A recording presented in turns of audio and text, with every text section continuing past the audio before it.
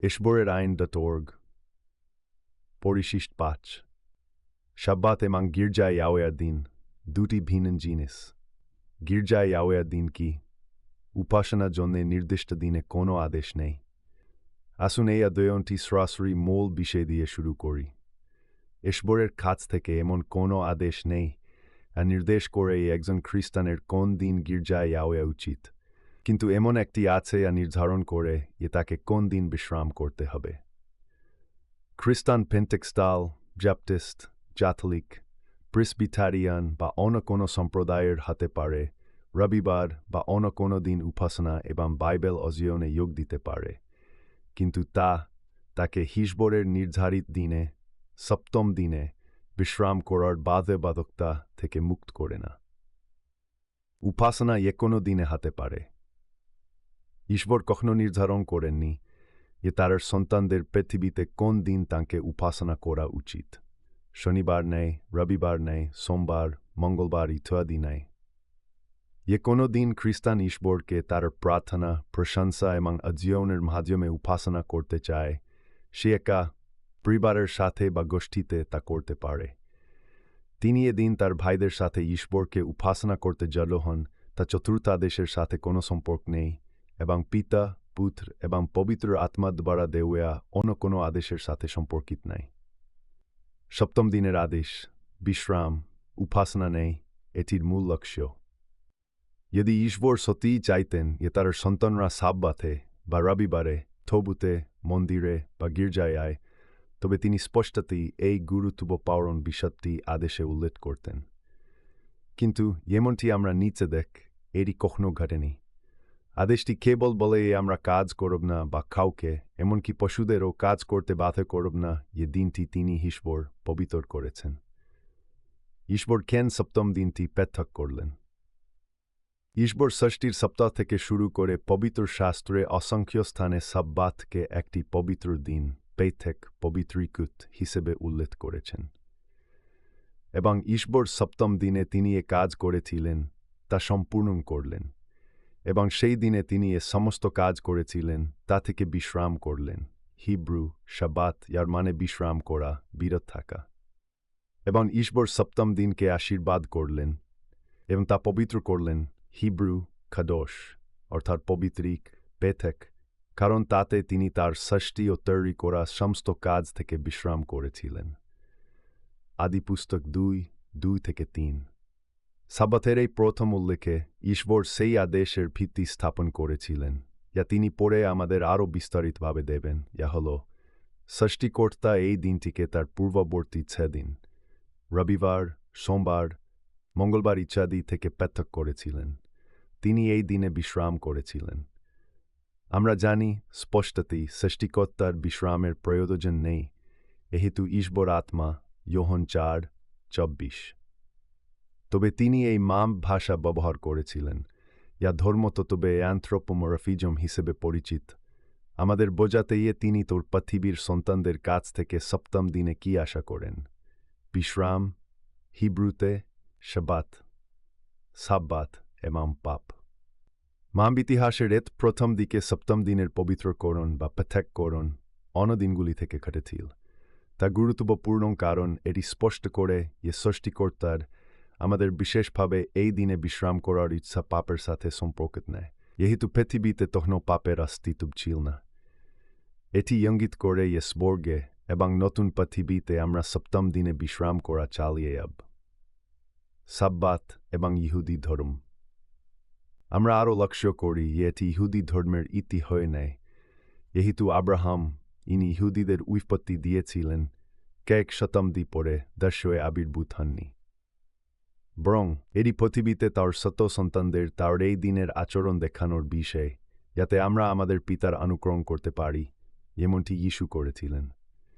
সত্যি সত্যি আমি তোমাদের বলছি, পুত্র নিজে থেকে কিছুই করতে পারে না, কিন্তু পিতা যা করেন তাই দেখে, কারণ তিনি যা করেন পুত্র তাই করে। যোহন 5:19। আদিপুস্তকে সপ্তম দিন। এটি আদিপুস্তকের উল্লেখ, যা এটি অত্যন্ত স্পষ্ট করে সৃষ্টিকর্তা সপ্তম দিনটিকে অন্য সমস্ত দিন থেকে পৃথক করেছিলেন এবং এটি একটি বিশ্রামের দিন। বাইবেলে এখন পর্যন্ত প্রভু নির্দিষ্ট করে বলেননি যে মানুষ যিনি তার আগের দিন ষষ্ঠ হয়েছিলেন তাকে সপ্তম দিনে কি করতে হবে। কেবল এখন নির্বাচিত জনগণ প্রতিশ্রুত ভূমির দিকে তাদের যাত্রা শুরু করল, তখন ঈশ্বর তাদের সপ্তম দিন সম্পর্কে বিস্তারিত নির্দেশ দিলেন। পিতলিক ভূমিতে 400 বছর দাস হিসেবে জীবনযাপনের পর নির্বাচিত জনগণের সপ্তম দিন সম্পর্কে স্পষ্টতার প্রয়োজন ছিল। এরই ঈশ্বর নিজে একটি পাথরের ফলকে লিখেছিলেন, যাতে সকলে বুঝতে পারে যে এই আদেশগুলি ঈশ্বরের, কোনো মানুষের নাই। চতুর্থাদেশ সম্পূর্ণভাবে। আসুন দেখি ঈশ্বর সপ্তম দিন সম্পর্কে সম্পূর্ণভাবে কি লিখেছিলেন। সাব্বাত, হিব্রু শাবাত, যার অর্থ থামা, বিশ্রাম করা, বিরত থাকা। মনে রাখো, তাকে পবিত্র করতে হিব্রু খাদেশ অর্থাৎ পবিত্র করা, পবিত্রিকত করা। সেদিন তুমি পরিশ্রম করবে এবং তোমার সমস্ত কাজ করবে। হিব্রু মলারা, যার অর্থ কাজ বা পেশা। কিন্তু সপ্তম দিনে হিব্রু ইয়ম হাসিভি অর্থাৎ সপ্তম দিন তোমার ঈশ্বর প্রভুর জন্য বিশ্রাম। তাতে তুমি কোনো কাজ করবে না, না তুমি, না তোমার পুতুর, না তোমার কন্যা, না তোমার দাস, না তোমার দাসী, না তোমার পশু, না তোমার দ্বারের মধ্যে থাকা বিদেশী। কারণ সেদিনে প্রভু আকাশ, পৃথিবী, সমুদ্র এবং তাতে আছে সব সৃষ্টি করেছেন এবং সপ্তম দিনে বিশ্রাম করেছেন। তাই প্রভু সাব্বাত দিনকে আশীর্বাদ করেছেন এবং তা পবিত্র করেছেন। যাত্রা পুস্তক 20:8-11। কেন আদেশটি মনে রাখো ক্রিয়া দিয়ে শুরু হয়? ঈশ্বর আদেশটি মনে রাখো, হিব্রু জাকার, যার অর্থ মনে রাখা বা স্মরণ করা, এই ক্রিয়া দিয়ে শুরু করেছেন।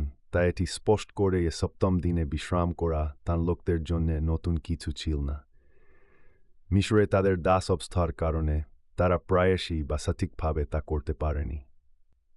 এছাড়াও লক্ষ্য করুন যে এটি জনগণের জন্য দেওয়া 10টি আদেশের মধ্যে এখন পর্যন্ত সবচেয়ে বিস্তারিত। আদেশগুলির জন্য উৎসর্গিত বাইবেল শ্লোকগুলির 1/3 দখল করে। আদেশের মূল লক্ষ্য। আমরা যাত্রা পুস্তকের এই শ্লোকটি নিয়ে দীর্ঘভাবে কথা বলতে পারি, কিন্তু আমি এই অধ্যয়নের উদ্দেশ্যে মনোনিবেশ করতে চাই। দেখাতে এ প্রভু চতুর্থ আদেশে ঈশ্বরকে উপাসনা করা, একটি স্থানে জড়ো হয়ে গান গাওয়া, প্রার্থনা করা বা বাইবেল অধ্যয়নের সাথে সম্পর্কিত কিছু উল্লেখ করেননি। তিনি জোর দিয়েছেন, তাহলে আমাদের মনে রাখতে হবে যে এই দিনটি, সপ্তম দিন, তিনি পবিত্র করেছেন এবং বিশ্রামের দিন হিসেবে পৃথক করেছেন। সপ্তম দিনে বিশ্রাম করার জন্য ঈশ্বরের আদেশ অত্যন্ত গুরুতর যে তিনি আদেশটি আমাদের দর্শক, বিদেশি কর্মচারী, দাস এমনকি পশুদেরও অন্তর্ভুক্ত করার জন্য প্রসারিত করেছেন। এটি খুব স্পষ্ট করে দিয়ে যে এই দিনে কোনো পার্থিব কাজের অনুমতি দেওয়া হবে না। সাব্বাতে ঈশ্বরের কাজ, মৌলিক চাহিদা এবং দেওয়ার কাজ। তিনি এখানে আমাদের মধ্যে ছিলেন। যিশু স্পষ্ট করেছিলেন যে পৃথিবীতে ঈশ্বরের কাজের সাথে সম্পর্কিত ক্রিয়াকলাপ, যোহন 5:17, খাওয়ার মতো মালিক মাম চাহিদা, মথি 12:1 এবং অন্যদের প্রতি দেওয়ার কাজ, যোহন 7:23, সপ্তম দিনে করা যেতে পারে এবং করা উচিত, চতুর্থ আদেশ ভঙ্গ না করে। ঈশ্বরের সন্তানের মনোভাব। সপ্তম দিনে ঈশ্বরের সন্তান তার কাজ থেকে বিশ্রাম করে, এইভাবে স্পর্গে তাঁর পিতার অনুকরণ করে। সে ঈশ্বরকে উপাসনা করে এবং তার আইনে আনন্দ করে, কেবল সপ্তম দিনে নেই, সপ্তাহের প্রতিদিন। ঈশ্বরের সন্তান তার পিতা তাকে ইয়া শিখিয়েছেন, সব ভালোবাসে এবং তা পালন করে আনন্দিত হয়। সেই ভক্তি যে দুষ্টদের পরামর্শে চলে না, পাপীদের পথে দাঁড়ায় না বা ঠাট্টাবিদদের আসনে বসে না, কিন্তু প্রভুর আইনে তার আনন্দ এবং তার আইনে দিনরাত জন করে। গীত সংহিতা 1:1-2। এছাড়াও দেখুন গীত সংহিতা 40:8, 1:12, 1:11, 1:35, 1:48, 1:72, 1:92, ইয়োব 23:12, ইরমিয়া 15:16, লুক 2:37, প্রথম যোহন 5:3, ইশায়া 13:14 প্রতিশ্রুতি।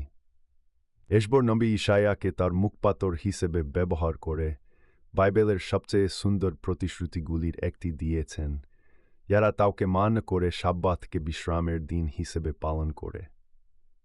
যদি তুমি তোমার পা সাব্বাতকে অবিতর করা থেকে রক্ষা করো, আমার পবিত্র দিনে তোমার ইচ্ছা পূরণ করা থেকে। যদি তুমি সাব্বাতকে আনন্দ, পবিত্র এবং প্রভুর গৌরবময় বলে ডাকো এবং তোকে সম্মান করো, তোমার নিজের পথ অনুসরণ না করে, তোমার নিজের ইচ্ছা খুঁজে না পেয়ে বা অর্থহীন কথা না বলে, তবে তুমি প্রভুতে আনন্দ করবে এবং আমি তোমাকে পৃথিবীর উচ্চতায় চড়াব এবং আমি তোমাকে তোমার পিতা ইয়াকবের উত্তরাধিকার দিয়ে পোষণ করব, কারণ প্রভুর মুখ এটি বলেছে।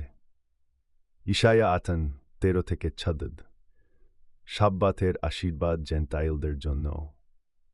সপ্তম দিনের সাথে যুক্ত একটি সুন্দর বিশেষ প্রতিশ্রুতি তাদের জন্য সংরক্ষিত, যারা হাসবরের আশীর্বাদ চায়। একই নবীকে প্রভু আরও এগিয়ে গিয়ে স্পষ্ট করেছেন যে সাব্বাতের আশীর্বাদ কেবল ইহুদিদের মধ্যে সীমাবদ্ধ নয়।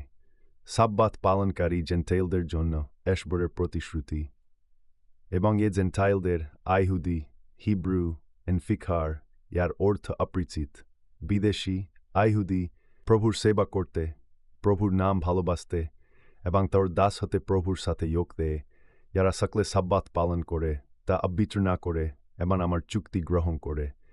আমি তাদের আমার পবিত্র পর্বতে আনব এবং আমি তাদের আমার প্রার্থনার গাহে আনন্দিত করব।